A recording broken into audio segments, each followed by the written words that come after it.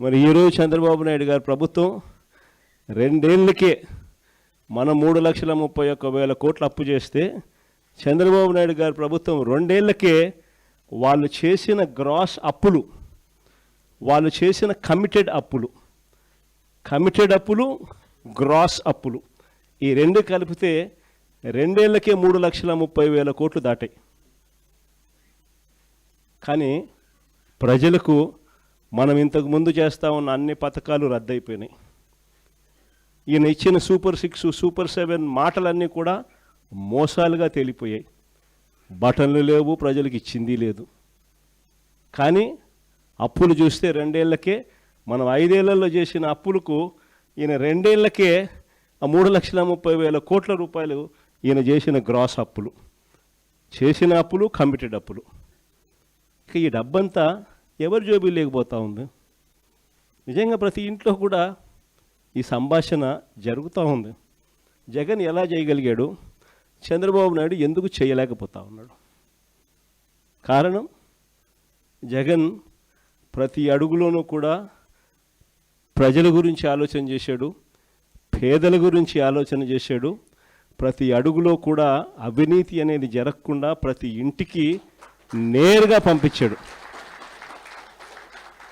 కానీ ఈరోజు దోచుకో, పంచుకో, తినుకో, ప్రతి అడుగులోనూ ఇదే కనిపిస్తుంది. అందుకే చంద్రబాబు నాయుడు గారి ప్రభుత్వంలో జరగడం లేదు. ఏదన్నా ముట్టుకోండి మీకు ఇదే కనిపిస్తుంది. లిక్కర్ మాఫియాతో మొదలు పెడితే చాలు, రాష్ట్రానికి సంబంధించిన ఏ ఆదాయాలు కూడా రాష్ట్రానికి రావడంలా. లిక్కర్ మాఫియాతో మొదలు పెడితే ఇసుక, మద్యం, మట్టి, సిలికా, క్వాడ్సు, లాటిరైట్, గ్రెనైటు, అధిక ధరలకు పీపీఏలు, చివరికి అమరావతిలో కూడా 10,000, 12,000 రూపాయలు పర్ ఎస్ఎఫ్టీకి కన్స్ట్రక్షన్ కాస్ట్లు. భూములు చూస్తే శనిక్కాయలకు, బెల్లాలకు, ఇలా కావలసిన వాళ్ళకి అందరికీ కూడా భూములు ఇవ్వడము. ఇంకా రాష్ట్రానికి ఏ రకంగా ఆదాయాలు వస్తాయి?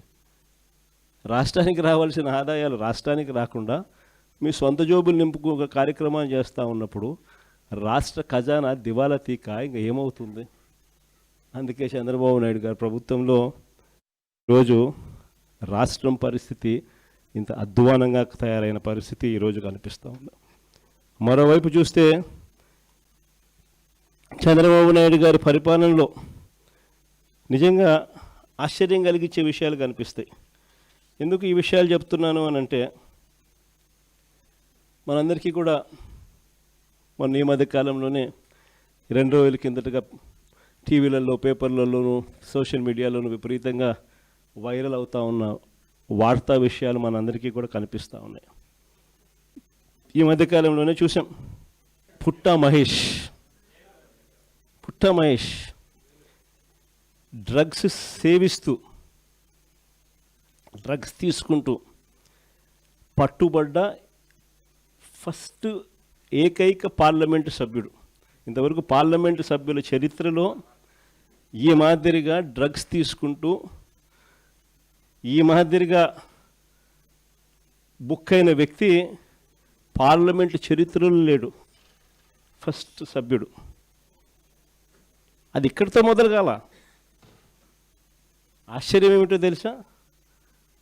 అది చంద్రబాబు నాయుడు గారి ఆయన అనుసరించే వైఖరి నుంచి మొదలవుంది. మహేష్తో మొదలై పుట్టా మహేష్తో ఆగిపోలా.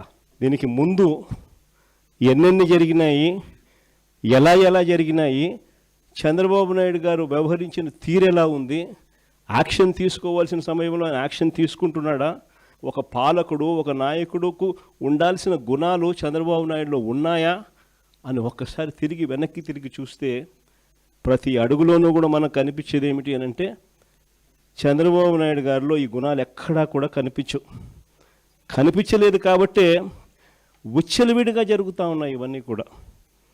మన కళ్ళ ఎదుటనే రైల్వే కోడూరు ఎమ్మెల్యే ఆరవ శ్రీధర్ అత్యాచారం చేశారని, ఆపై మోసం చేశారని బాధితురాలు నేరుగా స్వయంగా చంద్రబాబు నాయుడు గారికి ఫిర్యాదు చేస్తే ఈయన ఏం చేశాడు? కమిటీ అంట. No action. ఆయన పార్టీకి చెందిన మరో ఎమ్మెల్యే, సత్యవీడు ఎమ్మెల్యే కోనేటి ఆదిమూలం ఒక మహిళ మీద దారుణమైన లైంగిక దాడికి పాల్పడితే ఈయనేం చేశాడు? పంచాయతీ చేసినాడు. No action. కేజీబీవీ మహిళా ప్రిన్సిపల్ మీద వేధింపులకు పాల్పడ్డ ఆముదాల వలస టీడీపీ ఎమ్మెల్యే కూనా రవికుమార్ మీద ఏం యాక్షన్ తీసుకున్నాడు? No action. మహిళలకు అశ్లీలంగా వీడియో కాల్స్ చేసిన గుంటూరు ఈస్ట్ ఎమ్మెల్యే నజీర్ అహ్మద్ మీద ఏం యాక్షన్ తీసుకున్నాడు? ఆ వీడియోలు వైరల్ అవుతూ ఉన్నాయి, కంటికి కనపడతా ఉన్నాయి. ఎమ్మెల్యే చేస్తూ ఉన్నాడు, ముఖ్యమంత్రిగా నువ్వు ఉండవు, నీ పార్టీకి చెందిన నీ ఎమ్మెల్యే ఈ మాదిరిగా చేస్తూ ఉన్నాడు, నువ్వేం చేస్తూ ఉన్నావు? No action. మహిళా ఉద్యోగి మీద లైంగిక వేధింపులకు పాల్పడ్డ మంత్రి సంధ్యారాణి పిఏ మీద, ఎమ్మెల్యేల కథ దేవుడు వరకు పిఏల మీద కూడా యాక్షన్ తీసుకోలేకున్నాడు. ఇంకా మీ అందరికీ కూడా తెలిసిందే, ప్రస్తుత టీటీడీ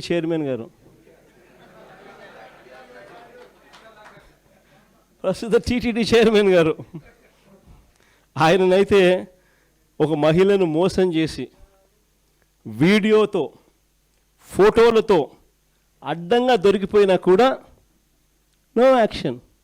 కొద్ది రోజుల కింద ఈ పుట్ట మహేష్ ఇన్సిడెంట్ కన్నా ఇంకా కొద్ది రోజుల ముందు ఆదినారాయణ రెడ్డి అని ఇంకొక ఎమ్మెల్యే, ఆదినారాయణ రెడ్డి కొడుకు ఇదే డ్రగ్స్ తీసుకుంటూ తాను కూడా హైదరాబాద్లో పట్టుబడితే ఏం జరిగింది? No action. అంతెందుకు, అసలు ఈ మనుషులకు ఇలాంటి భావన ఉంది కాబట్టే ఇవన్నీ జరుగుతూ ఉన్నాయి. ఇలాంటి చంద్రబాబు నాయుడు గారి సొంత పుత్రుడు వీడియోలు అవి కూడా వైరల్ అవుతూ ఉన్నాయి. స్విమ్మింగ్ పూల్ పక్కన తాగుతూ తూగుతూ అమ్మాయిలతో డ్యాన్సులు చేస్తూ ఉన్నాడు. అయినా ఏంది Chandrababu Naidu? No action. Action చేయకపోగా చంద్రబాబు నాయుడు గారి సొంత బావమరిది ఏమంటాడు? అమ్మాయి కనిపిస్తే ముద్దైనా పెట్టాలంట, కడుపన్నా చేయాలంట. అసలు అలాంటి మాటలు మాట్లాడాడంటే లాగి చంపకదోడు పీకాల్సింది పోయి